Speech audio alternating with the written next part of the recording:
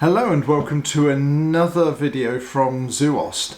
Today's one is sort of a request because back last year during the middle of the problems we put up a video showing everyday exercises you could do whilst out walking with your dog, and some of the questions we got asked were, this is all well and good because the dog you've featured is a healthy, fit young dog, but what about the older dog? So we went away and we've created this for you. So first off, we're taking Cali up this gentle slope. So you're walking the dog uphill and then turning him round, walking him down, and then nice and steady. In this next clip, we want to walk him up the slope and then stop, so that he's standing uphill. That's altering the loading through his limbs, and then after that you then walk them downhill and again get them to halt just for a few seconds before moving on. What this does is this alters the loading through the joints, it helps their balance. We can also use something like a tree stump here. You can use a step or whatever, count to 3 and then do the same thing going downhill. And as you can see, he's not finding that so easy. As you can see, some of these exercises are not as simple as they look. So what we had to do was just get little Cali here getting comfortable with what's expected, and this is the reality of it. All these clips you're going to see show dogs that have not done these exercises before. So literally the idea is we improvise, we find stuff that you would find out on everyday walks and we utilize them. It doesn't have to be a tree stump, it can be just a little mound, it could be some uneven pavement, something like that, where the dog just steps up, holds, steps down, things like that. Steps in, out in sort of shopping areas where you've got steps down to something, you can use those. We just happen to be out in this setting and we thought, right, let's get these exercises together, let's show you what you can do with your older dogs and what's safe to do. And you'll see that he's trying to do them but he doesn't quite understand, and so understandably it takes a few attempts. So let's get back and see how he gets on with them. Trying to get him to go downhill, he's not very comfortable. He clearly wasn't comfortable doing it the way that we were first asking, so there's always more than one way. So we turned him round and thought perhaps he'd like to go down the stump the other side. So let's see how he got on. So instead we're now going to try him a different way. Much happier this way. And then there are always items lying around when you go out on walks, so utilize them. And here you can see he's just negotiating this gentle little log, and it's improving both his proprioception, knowing where his joints and limbs are, but also his ability to move and do these exercises.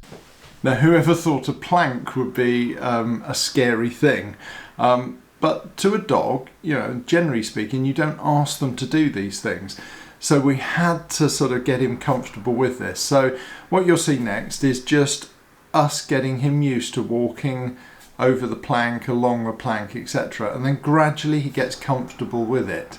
All the time though, it's really helping his proprioception, his knowledge of where his limbs are, how his joints are moving, etc., as well as the actual exercise itself. So these are all really valid things to do, and your dogs are not going to get it first time. So don't worry, these are all exercises you can introduce and play with, and it'll make it a little bit more exciting.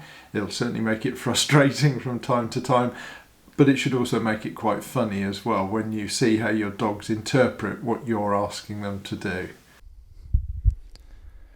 Next up we have this plank. He doesn't know what he's expected to do. You can see the confusion. So he just keep coaxing him and keep coaxing him. He's really reluctant to stand on it. If at first you don't succeed, but some food does the trick. So once he's distracted with some food, he's fine. So find what your dog likes. And then just similar to the log, just going over this plank that way. Now introducing weaves. Again, this dog is very food biased, so it's quite easy to get him to follow the food. Now you can space the weaves far enough apart so that if your dog is really, really stiff, it doesn't have to turn that much. But you're not forcing the dog to do any of this, you're just encouraging it. And if you can't do it, you can't do it. And then placing poles on the ground, you're then getting the dog to step over them. If we watch from the side, you can see much more, and you can work out their stride length and how the front and back legs are working independently. And then going the other way, because quite often they're different from one side to the other.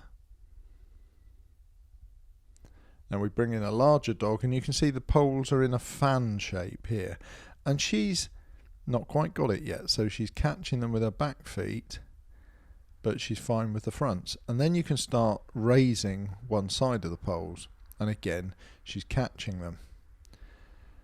Much better there. And now alternate raising. So this really starts to work the proprioception. But see how she's warmed up? She's got the hang of this, and then she hasn't, going the other way. And look who's come back into the field. So working now, there you go. She can do it this way. These balance cushions are a really good idea. You can pump them up so you can have them different pressures, but what they do is they create a sort of a moving floor for the dog to stand on, and this really helps them to balance and work their core structures as well as know where all their limbs are, etc. And so this is using a large cushion, large single cushion, just to keep him balancing on it. And then doing the same thing with the back legs and food. Now we're using just a smaller one with him on both feet on one, and they're quite soft, they're not hard. And then two, so you've got two independent cushions there, and he's not impressed. And then two small ones in front and the large one behind.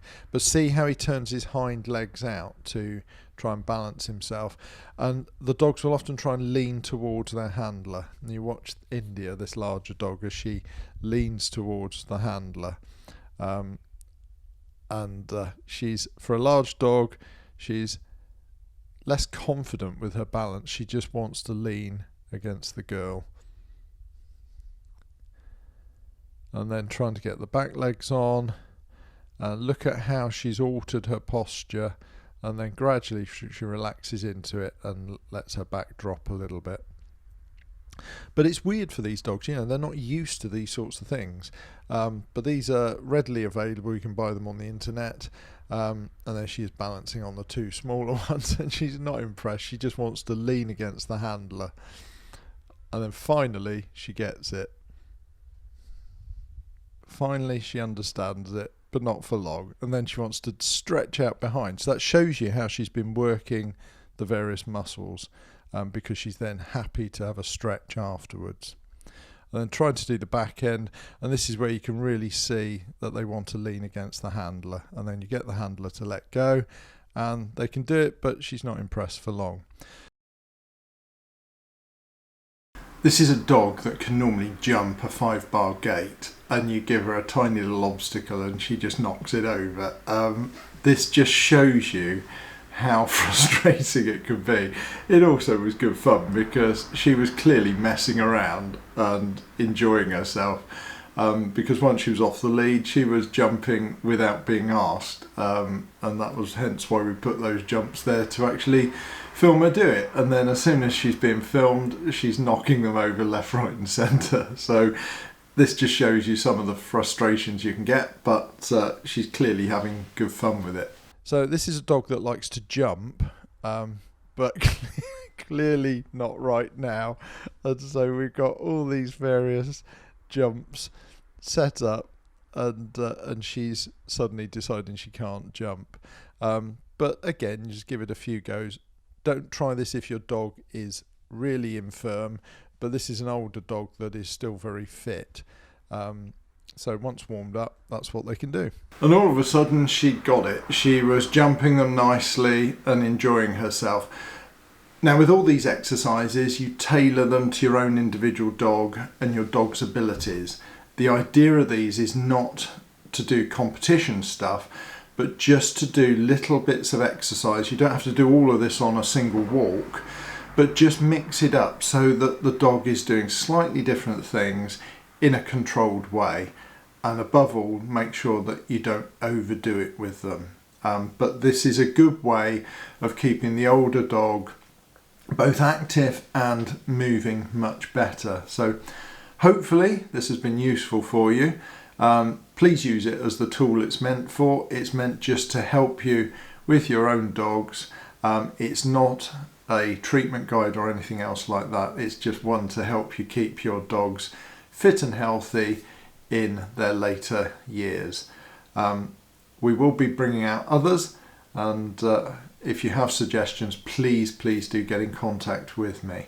But until then, stay safe and stay healthy. Take care.